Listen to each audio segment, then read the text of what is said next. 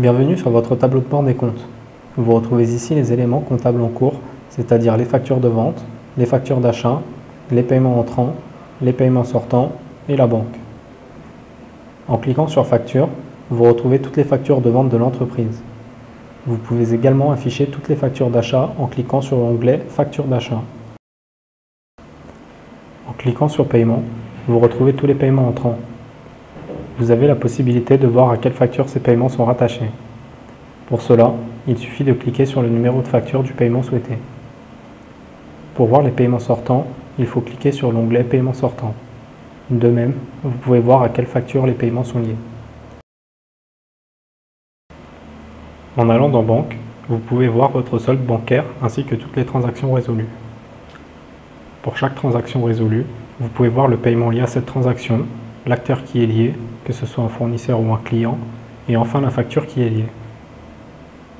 L'onglet Non résolu vous permet de retrouver toutes les transactions non résolues, c'est-à-dire qui ne sont pas liées à des paiements par exemple. Enfin, l'onglet Import permet d'importer des écritures depuis les fichiers CFONB fournis par votre banque. Vous pouvez également voir l'historique du compte. En cliquant sur Écriture, vous retrouvez toutes les écritures comptables.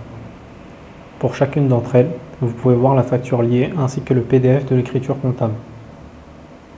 Dans l'onglet à exporter, vous retrouvez les écritures à exporter vers votre logiciel de comptabilité générale. Enfin, l'onglet Session d'export récapitule les exportations passées. En cliquant sur Rapport, vous obtenez les chiffres concernant les ventes et les achats. Le premier rapport vous indique les bénéfices par poste et par mois. Vous pouvez donc voir le détail de vos recettes en facturation de services et produits ou encore la facturation du temps passé pour chaque mois. Vous retrouvez ce tableau sous forme graphique juste en dessous.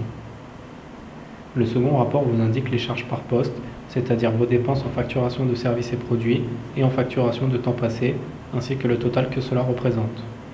Vous avez également la représentation graphique du tableau en dessous. Le troisième rapport est un graphique qui montre l'évolution du chiffre d'affaires par mois. Le rapport suivant vous indique l'évolution de vos charges par mois sous forme graphique. Le cinquième rapport montre les 5 clients qui vous ont rapporté le plus de bénéfices depuis début 2015. Le rapport qui suit vous montre les 5 fournisseurs avec qui vous avez le plus traité.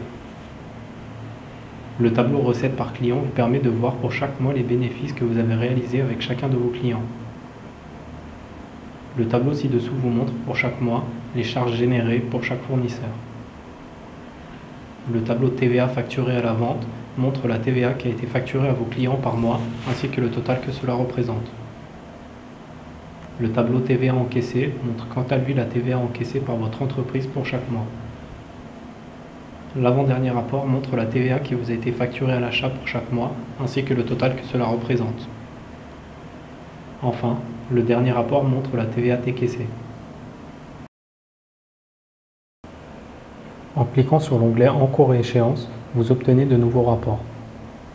Le premier rapport vous indique la prévision des cash flows, c'est-à-dire les flux financiers de votre entreprise.